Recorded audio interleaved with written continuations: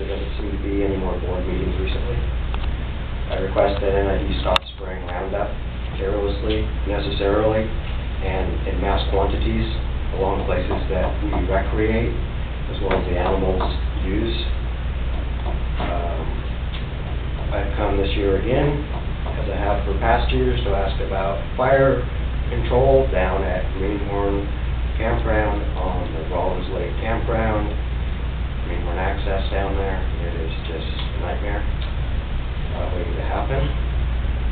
And also, the Wolf Creek drainage through town, I know it's not NID's responsibility once it goes through town, but your system that carries water through town, as it goes through town, is picking up a lot of plastic, cigarette butts, illegal concrete dumping, illegal oil dumping, all kinds of good stuff that's just being sent on downstream to everyone in the Tar Ditch, Smartsville, and beyond. So I hope that you guys can get together with the powers to be and figure out before this winter and all of these, everything that's on the ground is just going to be washing into the creek once again as Taylor is taking care of it. Thank you.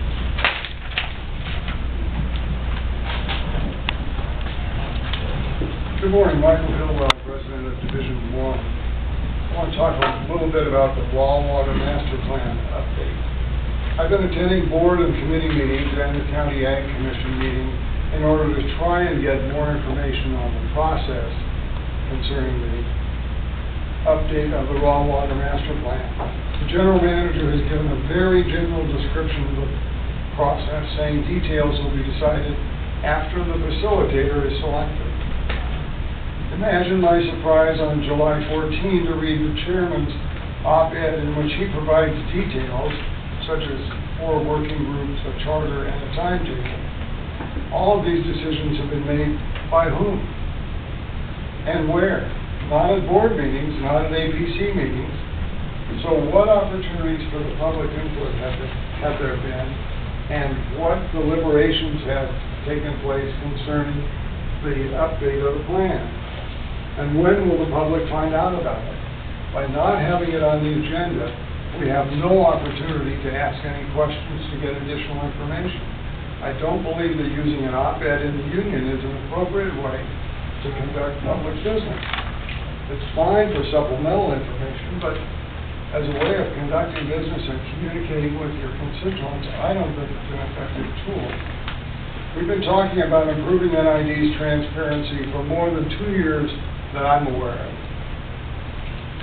Again, I urge this committee and the board to take steps to include the district's residents in the decision-making process, and withholding information is not inclusive. There's a process outlined in the Citizen Participation Handbook that the General Manager has said he's using. Well, I suggest that all of you read the first portion of that book where it talks about public participation and how to do it in such a way as to engender trust and to develop a real dialogue. Because the way it's going now, you're just reinforcing the distrust they have. Thank you.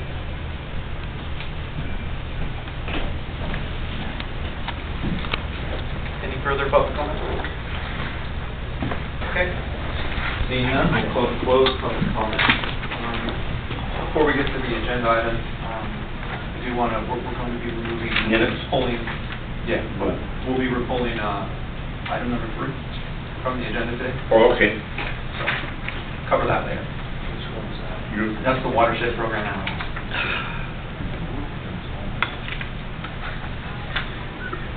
Okay, so we'll be pulling that. So we'll go to item number 1, approving the minutes of the July 3rd regular. Good. Good. Yeah. Okay. All right. Approved. Item number 2.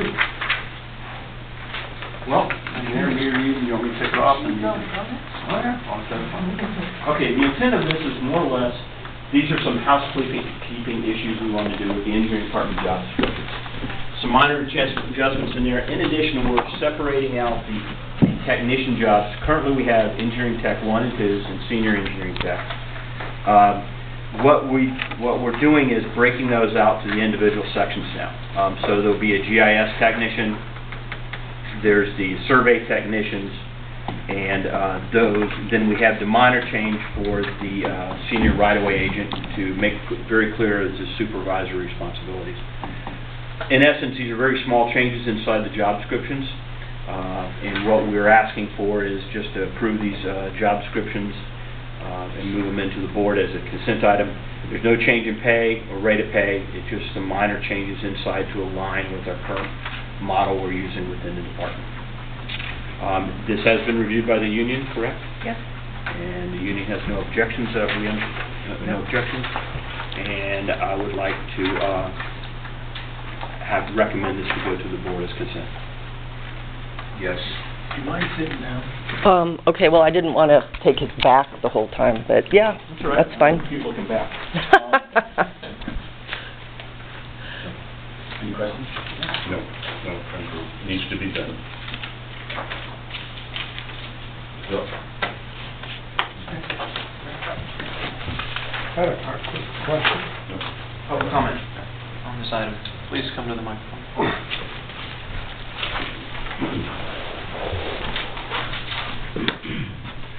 I'm just wondering, will the district have a registered surveyor, or will you have a senior civil engineer, registered engineer acting as a We have a field estimate. We have a PL, okay.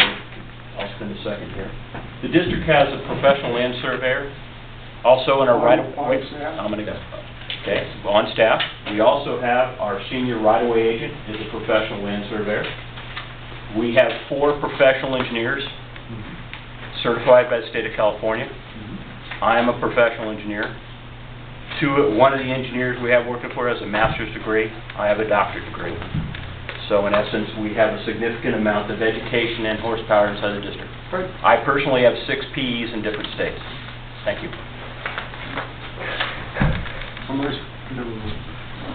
Shut down. Any other comment on this item? One. That was kind of rude, wasn't it? We'll close item number 2. And we'll open up item number 4, Nevada County OES Local Hazard Mitigation Plan adoption. This is a meeting, right? So that throughout 2017, started January 31st was the kickoff meeting. Nevada County had headed up an update to its 2011 update to the Nevada County Local Hazard Mitigation planning process. And as you read in the packet, this is a plan that strives to identify long-term disaster hazard mitigation planning on behalf of not just NID, but the county and multiple other jurisdictions within the county sphere.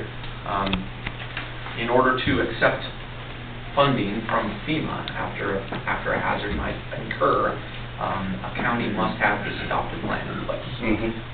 So many of the other counties or the other jurisdictions have currently adopted this plan, including Nevada County, City of Grass Valley, City of Nevada City, Town of Truckee, and I believe it's the Truckee PUD. And there was just a couple of one. We received a letter from the state county OES on May the 2nd. I'm sorry, from the FEMA, Federal Emergency Management Agency, on May 2nd. And now we're bringing it to the APC in order to move this forward as a resolution to the full board on August 22nd for full adoption at this time. Do you have any questions about the plan? A lot of language. There's a lot of language in here. Yeah. This is built from the 2011 plan, so there was a lot of carryover processes that we incorporated, as well as we built on. We built on a lot of the fire fuel mitigation work around the district owned properties. We took a look at dam safety and dam security. So myself, operations manager Chip Close, and hydroelectric manager Kean Summers had all been reviewing this over the course of 2017 and worked with the county, all the participating jurisdictions, as well as CAL FIRE, fire departments, on putting this plan together. There were numerous public comment periods. The county was the lead agency on this. We were participatory. We have one section, I think it's section D, Annex D. All the other jurisdictions have different annexations, but or sections within the plan. It's a big plan. That's why they didn't bring it. And to ask a question, what was the nature of the latest failure on the South Yuba Canal? Maybe Chip might have an answer for that. Sorry. Heard the whole question. What What happened failure on the South Yuba? What happened? Last week. They had some of the vertical and horizontal wooden supports on a flume section let go, and it was bulging out. Mm-hmm. So they had to take the water out and replace 3 horizontal and 2 vertical posts. Okay, and then are there linens in there? It is a linen section. They did get it put all back into shape, and water's flowing. Permanent repairs Okay. were made, so. All right, thank you. We didn't notice any interruptions at all out in the neighborhood. And the water quality in at least the Chicago Park West is extreme quality. Bruce Reservoir helped you guys out. Yeah. So Yeah. reservoirs do serve a purpose. That's right. Advertising. Just maybe one quick, this process was managed by a consultant named Foster Morrison that the county had hired. They've done a number of these plans throughout the state as well throughout the years, so they were quite qualified. So FEMA has already approved this, and it's just waiting for the jurisdiction. That is correct. How does this help with grant, being able to obtain grants, items like that, to be used? Failing infrastructure. It doesn't necessarily tie directly to particular grant programs because most of those have different criteria. However, if there was a disaster and the county had to apply under FEMA declaration, receive money from FEMA from the federal government, this is the only way to get that. So if there was some type of disaster, then this is a roadmap right to it. It's Heaven forbid there would be anything like that then. That is correct. FEMA doesn't work on proactive management approach.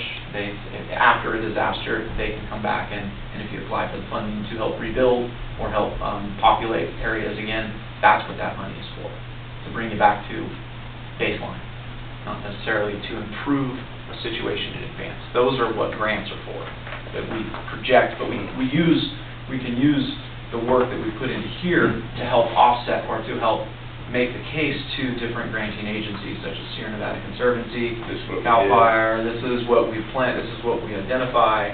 It's in our FEMA mitigation plan process. It's just another tool in the toolbox to help make the case for funding from grant purposes. Okay. Yeah. So approved. Okay. Good board. Yep. Great. Would this be a consent item through the board? There's a draft resolution here, we put it into a resolution. I don't have a problem with that. So either way. And if somebody wants to talk about it, they can pull it. For sure. Okay, thank you. Any public comment on this item? No, we got one.